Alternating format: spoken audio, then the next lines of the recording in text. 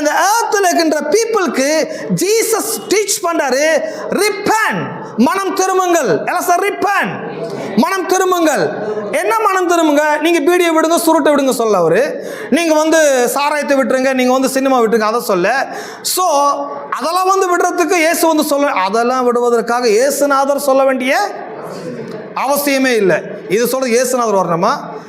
உங்க வீட்டு ஆளுங்களே போதும், அவங்க சொல்லி திருத்திடுவாங்க இல்லவா?